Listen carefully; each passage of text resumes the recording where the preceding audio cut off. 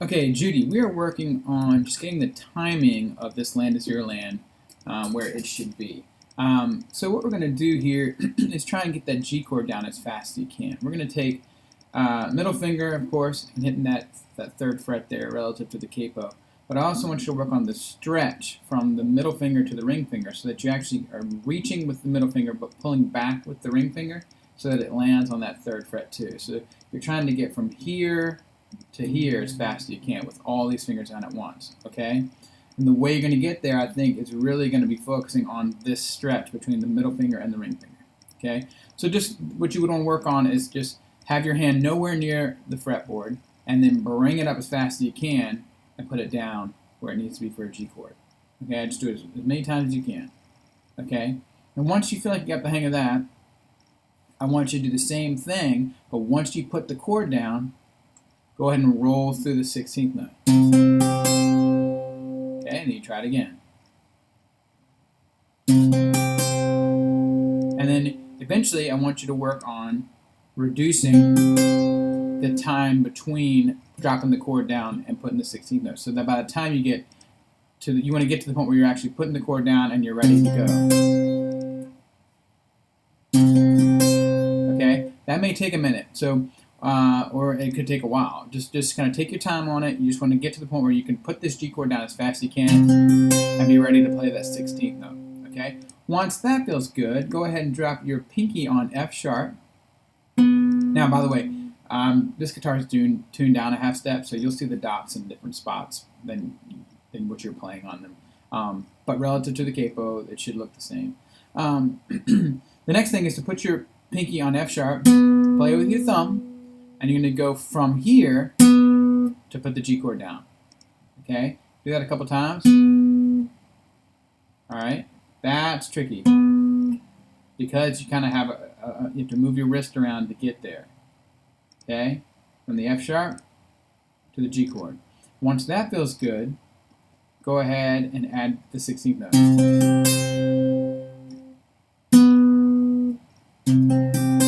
Same thing, you're going to try and get to the point where the distance, the space between dropping the G chord and being ready to play the 16th note, you want to reduce that a little bit every time to where you get to this.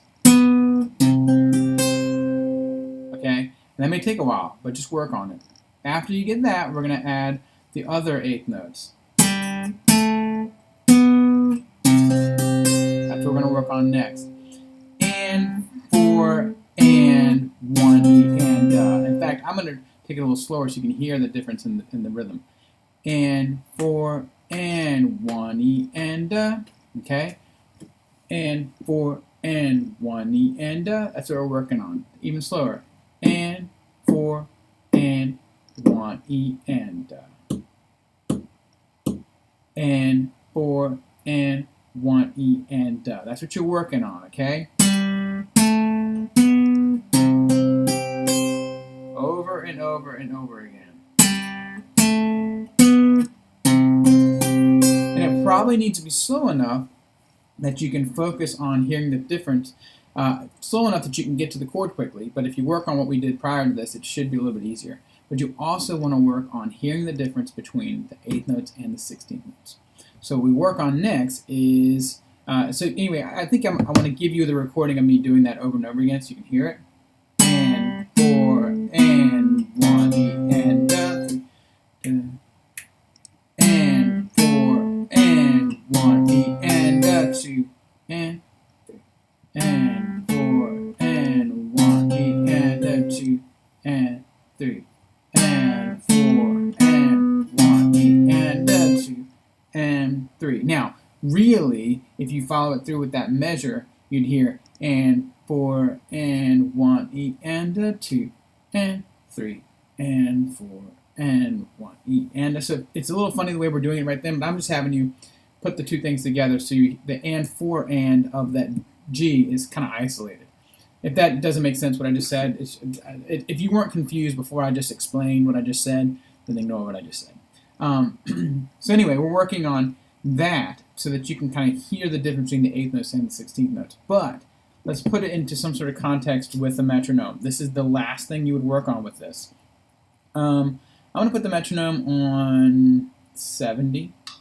Nice. Well, first, I'm going to set this to 2/4 because 2/4 is going to be 1, 2, 1, 2, 1, 2, where there's there's the division of the beat is in quarter notes, and the first of each pair is having an accent.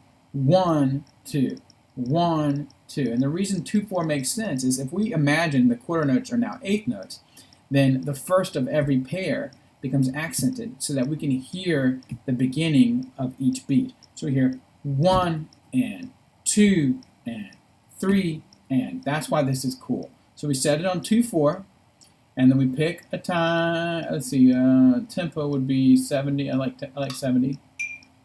So this becomes 1 and 2 and 3 and 4 and like that. Okay, that's why I like that. I'm gonna put this here. Hopefully this will be able to hear this.